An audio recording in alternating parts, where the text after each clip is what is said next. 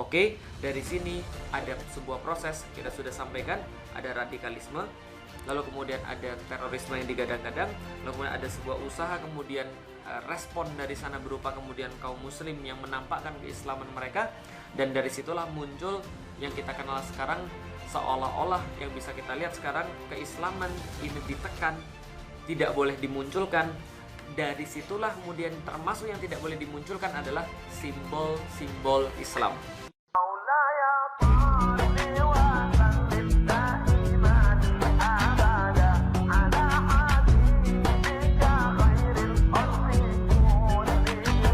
Assalamualaikum sahabat Tazkirah Ustadz Channel.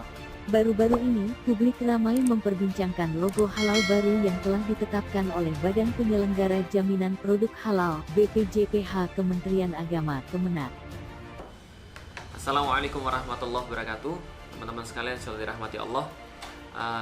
Pembahasan hari ini adalah pembahasan yang sudah banyak ditunggu, pembahasan yang sudah banyak ditanya, dan saya coba akan menjelaskan dengan berlahan-lahan, bertahap, dan saya harap teman-teman sekalian bisa memahami, minimal mengerti duduk permasalahannya, dan kita coba untuk tidak hanya mengerti duduk permasalahannya tapi melihat pada sesuatu yang lebih besar lagi. Pertama-tama saya pengen menjelaskan, kalau teman-teman belum pernah nonton tentang video-video sebelumnya, saya sudah pernah mengatakan ada sebuah grand design besar yang ada di Indonesia.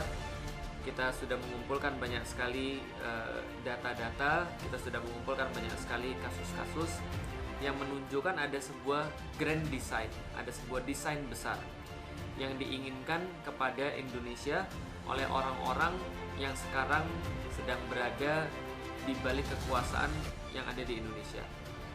Jadi semenjak 2014 yang mengemuka adalah yang kita lihat sebuah niatan yang sangat besar, sebuah usaha yang sangat besar untuk mensekularisasi Indonesia. Artinya, kalau kita melihat bahwa Indonesia ini dimerdekakan oleh orang-orang Muslim, diinspirasi perjuangannya oleh Islam, maka Islam inilah yang hendak disingkirkan daripada Indonesia. Jadi ruhnya Indonesia ini yaitu adalah Islam, ingin disingkirkan Islam itu dari Indonesia. Padahal kita sudah melihat bahwa ketika di Undang-Undang Dasar 45 saja pembukaannya atas berkat rahmat Allah yang Maha Kuasa. Maka ada usaha yang sangat besar semenjak tahun 2014 ini, sangat besar sekali untuk mensekularisasi Indonesia. Bagaimana cara untuk mensekularisasi Indonesia? Semuanya dibungkus atas nama perang melawan radikalisme. Sedangkan perang melawan radikalisme ini adalah semacam episode kelanjutan daripada perang melawan terorisme.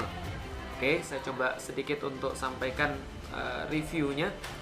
Jadi ada episode pertama, perang melawan terorisme, lalu kemudian sudah menjadi tidak laku, bergantilah menjadi perang melawan radikalisme.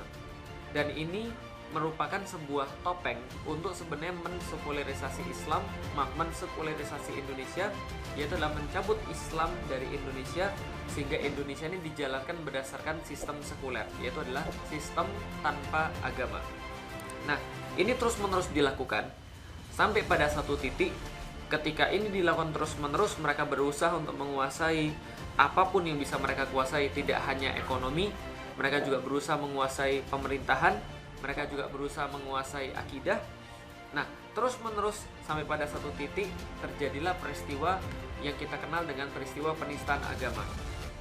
Untuk berkuasa, mereka ingin mencabut Islam daripada cara berpikir umat, sehingga mereka katakan sebuah bentuk intoleransi adalah ketika kita menginginkan atau orang-orang muslim menginginkan pemimpin berdasarkan syariat Islam atau pemimpin berdasarkan Al-Quran. Sampai kemudian keluar kata-kata jangan mau dibohongi dengan syariat Islam atau jangan mau dibohongi dengan Al-Quran atau dan sejenisnya. Peristiwa penistaan agama ini kemudian memicu sebuah gelombang protes, gelombang yang kemudian melawan itu untuk menunjukkan identitas Islam itu masih ada di Indonesia dengan sangat kuat sekali. Muncullah 411 dan 212.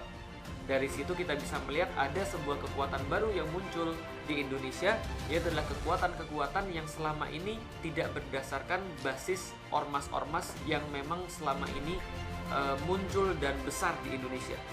212, 411 ternyata yang menggerakkan adalah ormas-ormas yang bukan mainstream, dan ternyata bisa menggerakkan yang terbanyak yang ada pernah di Indonesia. Nah, ini membuat semakin nafsunya orang-orang yang tidak menginginkan Islam di Indonesia, lalu membuat proses sekularisasi yang lebih parah lagi, lebih kuat lagi.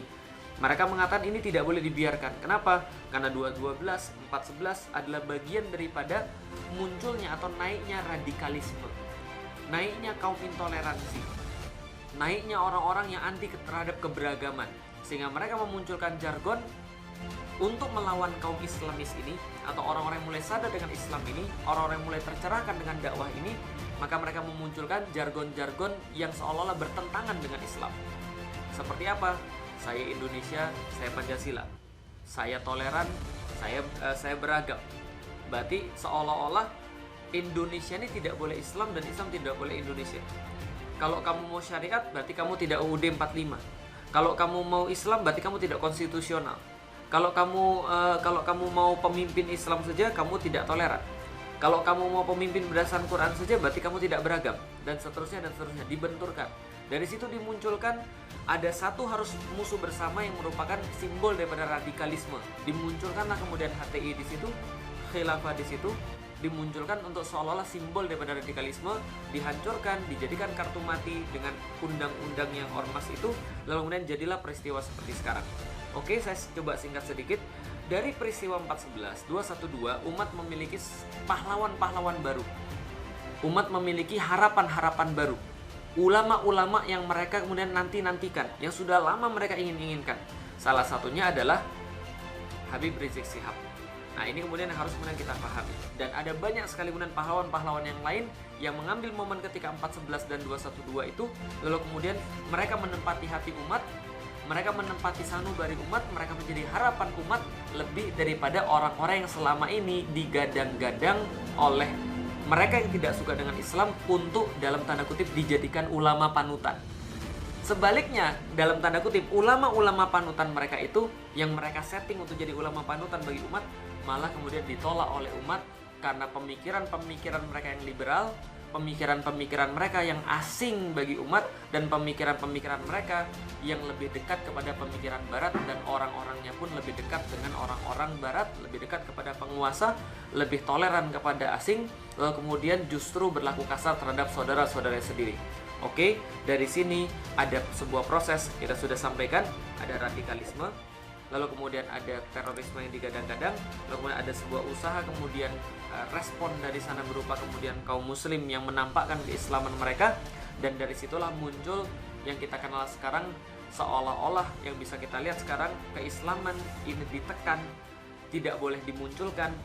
Dari situlah kemudian termasuk yang tidak boleh dimunculkan adalah simbol-simbol Islam berada dalam komplotan yang sama, dan mereka adalah komplotan-komplotan, gerombolan-gerombolan orang yang ingin mensekularisasi Indonesia. Dan paling panas ketika orang-orang muslim di Indonesia bangkit dengan Islamnya, sadar dengan Islamnya.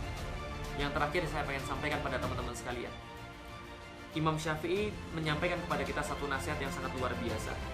Di zaman-zaman fitnah, perhatikan kemana panah-panah musuh berada, kemana panah-panah musuh tertuju, maka disitulah kita bisa menemukan kebenaran.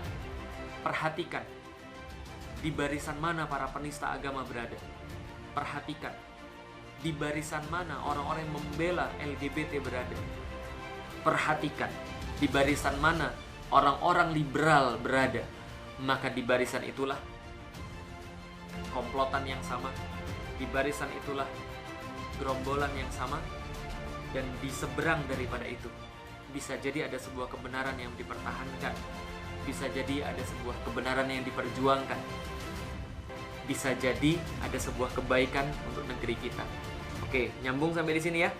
Jadi termasuk bagian daripada sekularisasi adalah desakralisasi simbol-simbol Islam, termasuk di dalamnya stigmatisasi simbol-simbol Islam, monsterisasi simbol-simbol Islam.